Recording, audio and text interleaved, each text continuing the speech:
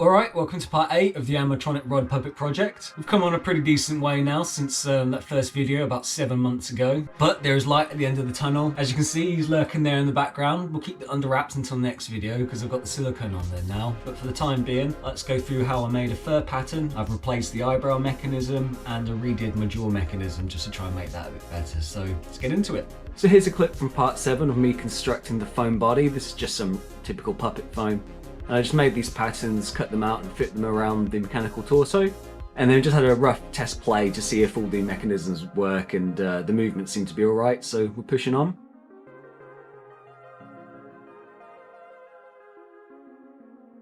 So I'm following some basic puppet making techniques that I found online, and I've just draped some material and pinned it around the torso, and I'm just going to mark out where I need to cut, and this will basically represent the fur.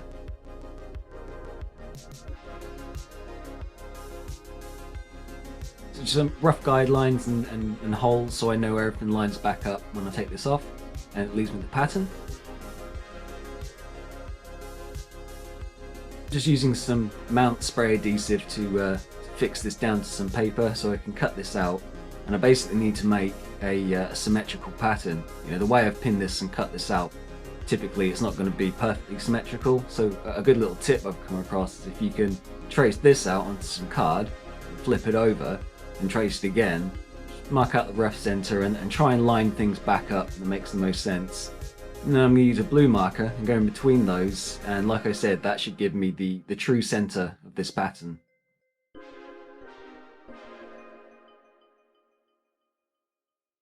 So this is a jacket I got from Facebook Marketplace. It was a cheap faux fur jacket. It was just cheaper than basically buying professional puppet making fur. I'm just going to trace that out using a brown marker, so if you do see any of the pen, it's not a big deal.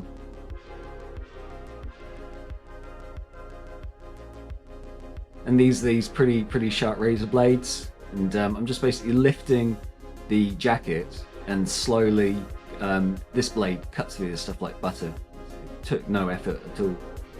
So obviously I don't want to cut the carpet underneath, and I don't want to cut the fur. I don't want to have a sharp edge, so just kind of raise it ever so slightly and work my way along.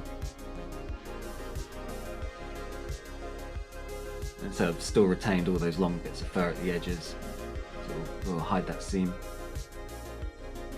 So obviously according to that template I needed just to kind of join this part at the bottom of the back. It kind of works with the spine there, so just using needle and thread and sewing it together.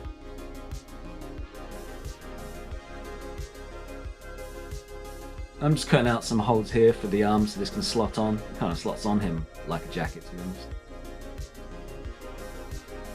See, it kind of just fits over there and under the arms.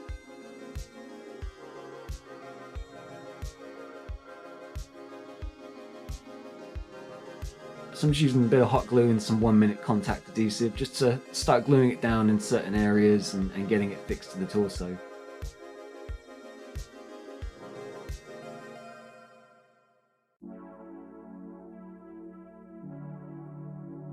Just doing a small bit at a time and making sure that the pattern lines up. So same kind of process, just putting some material around the arms. Going to use a marker pen and mark out the shape. And I'll take this away and recreate a fur pattern of it.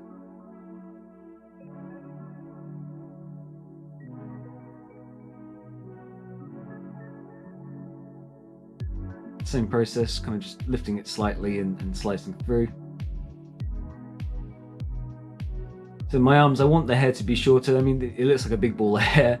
It did for a long time actually, but I'm going to trim all this back and I'm just getting a rough idea of where the hair wants to be on the arm. So, you know, a lot up the top by the shoulders and coming down around the wrist. See, kind of bunches up and spills over there. So I'm going to fix these ones on. I should have done this inside out.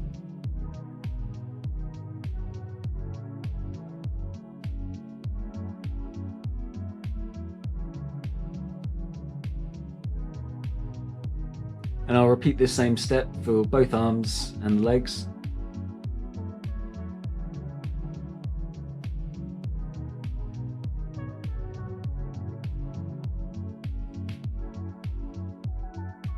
So this time I'm going to flip it inside out and sew from the back, and then I can kind of turn this inside like a sock and slip it on his arms.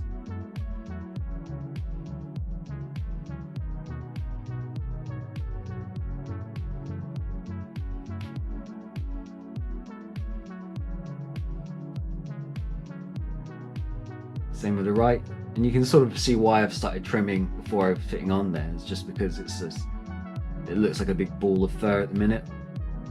I'm just gluing in some choice areas.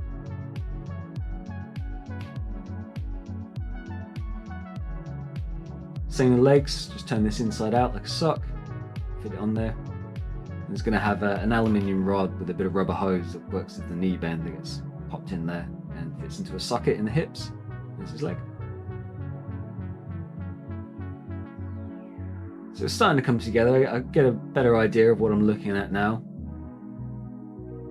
Still too much hair.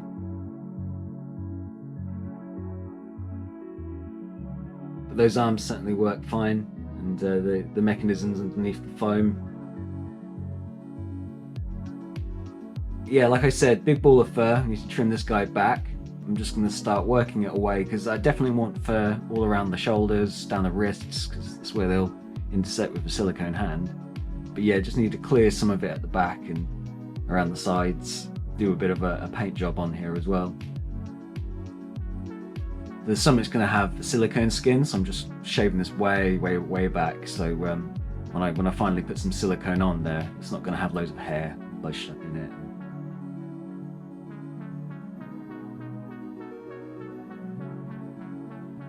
So it just helps bring focus to what the forms actually are. You can see that it's got an arm and a leg now. So just going in with the airbrush, some airbrush paints, and yeah, basically I was following kind of the patterns of my cats, these two Bengal cats, and kind of going at these like O with a line coming out kind of patterns. So it's just pretty much putting those all the way around. I mean, you could have any kind of pattern really, but just using a darker, muckier brown really. You know, this kind of wants to be dirtied up slightly for the nature of what he is, I suppose.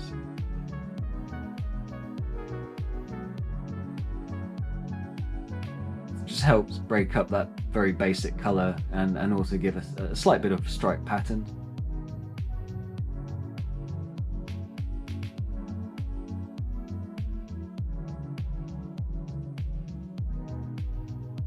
It certainly helps on the arms and legs now that the fur's shorter. Putting some of this in here kind of makes it look a little bit less like teddy arms. You know, just so he's not one solid colour, kind of breaks it up.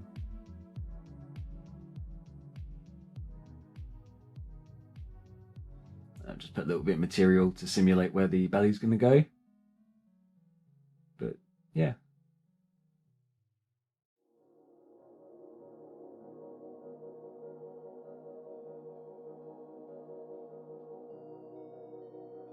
I just took some final photos outside, kind of see it in the daylight. You can see that pattern a bit better now, and I had a very small amount of this orangey fur, so I've kind of placed that around the where the wrists and feet and are going to intersect the hands. There we go.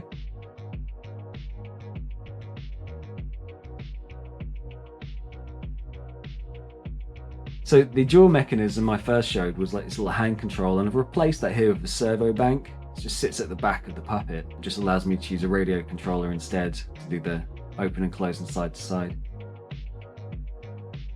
So in part 7 I showed you this eyebrow mechanism it kind of operated as a push-pull, but I wasn't super happy with it at the time, and it was a bit of a compromise. So I've switched that up with something that I think would work a bit better, and I've fitted it with these two servos mounted at the top of the underskull. Basically like two pivot points that will raise them up and down rather than kind of push them forward and pull them backwards. So I'm just using a bit of piano wire and these little eyebrow parts I've manufactured and stuck a bit of brass rod down there, and that's going to pivot around a wee screw that attaches to a servo arm. And the two servos fit into this little mount, and the side of it just acts as one of the pivots at the corner of the eyebrow. That just gets fixed on top with a couple of screws. And I'm just using two servo arms here, so one servo arm attaching to the eyebrow, and the other servo arm obviously fitting to the motor. and it gives it 2 points of pivot, so it raises and lowers it, but obviously keeps it fixed in the same location.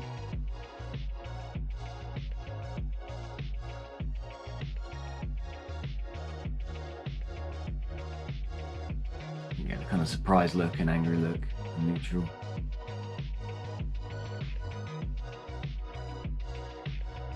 So there we go, just a short and sweet video of showing you how I got the fur attached on there. Stick around for next time because I show how I casted silicone, painted it, got it fitted on there and glued down, and we'll start playing with some of the mechanisms and see how that will work. So thanks very much again, and I'll see you next time.